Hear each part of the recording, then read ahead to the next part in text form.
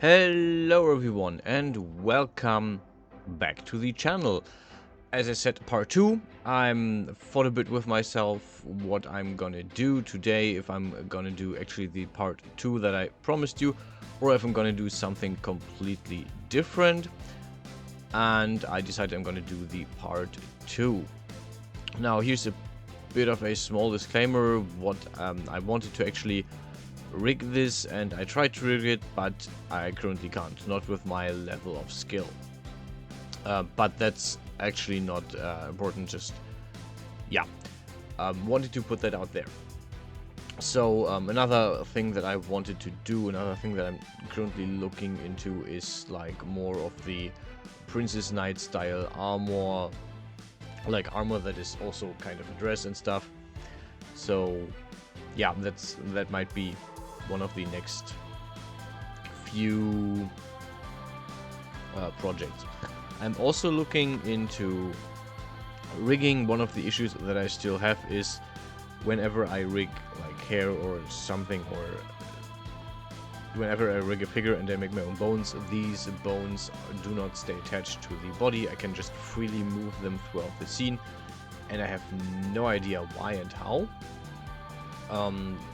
If I, for example, use Genesis to female, I can just grab a body part, move it around, and then it moves wherever it independence of the body, and my models do not do that yet, so I have to just find out more or less what I'm doing wrong, what I have to change, and that is something that I'm currently looking into. I also made a inquiry on the DES forums, so I hope that actually someone can help me out with that problem. We'll see how it goes and if I can solve that issue or not.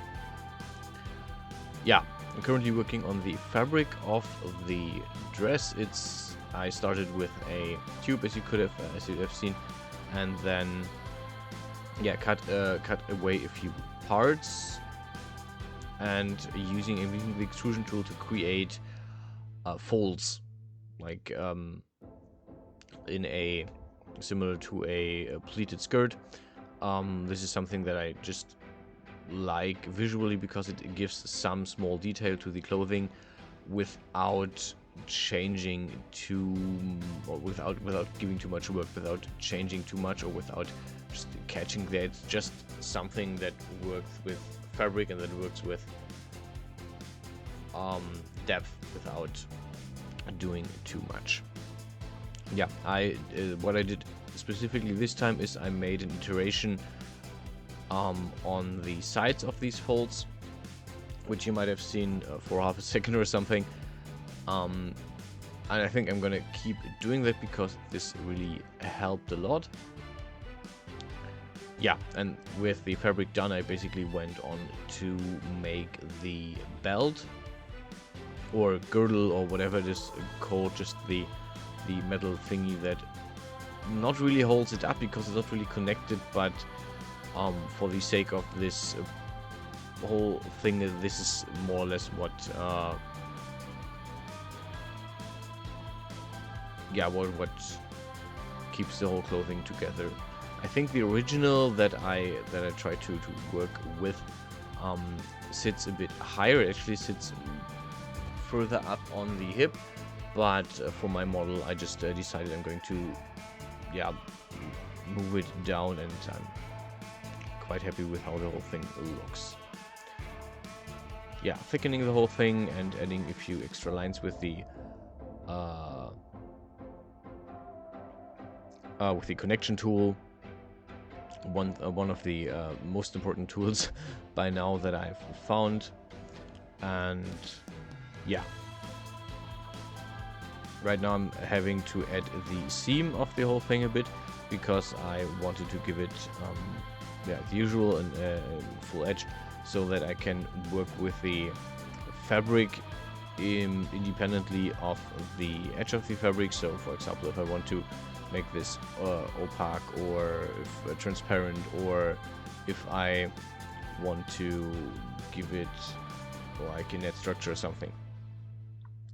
Yeah, I quickly I first I decided I'm going to put on some of the classic ornaments that I have, and then I decided I'm going instead to use the same ones as I did on the top, but I wanted to add this chain, so this is why I imported the whole set of ornaments and chain pieces before I decided I'm going to just copy paste the chain from the small ornament piece, the jewel with the weight that I'm currently having on the belt as one piece. Yeah. The chain was not that difficult to put up. I had to make sure that the chain is not too distant, so I basically had to reorganize everything a tiny bit, but overall this worked out quite well. And what I had to do later is to actually redo the chain for the other side of the body, because there is no fabric there, so the chain would be closer to the body actually, because I had to work around the fold that I made here. Yeah, as a quick side note, for a very simple thing you can do, you can just draw a line as I did, and then use one of the dimensions. So you draw the line in one of the dimensions. In this case I did it on the side view, and then you use the frontal view or the rear view to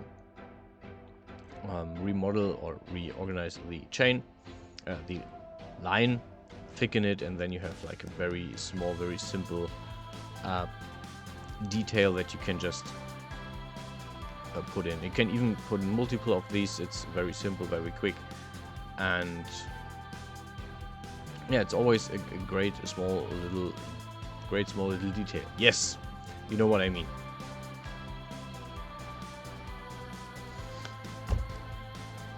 Yeah, I tried to mirror the centerpiece that I had on the top as well.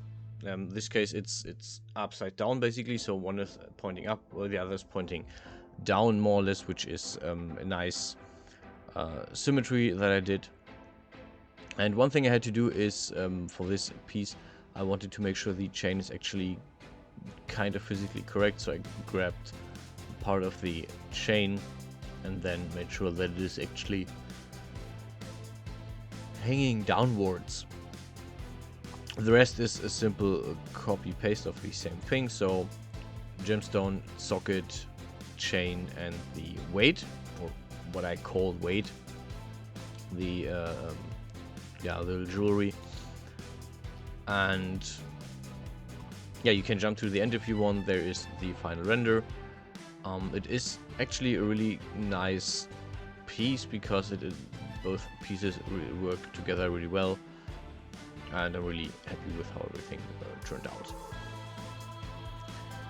Yeah, I'm currently looking into making another think piece. The last one I did was in January, was about AI and art, and currently I'm thinking about making something that is related between art and misogyny, or art and feminism, because I think that is a topic I should and kind of qualified to actually make a piece on. So this is something that I'm not 100% sure yet, so tell me in the comments if you would like my input on that.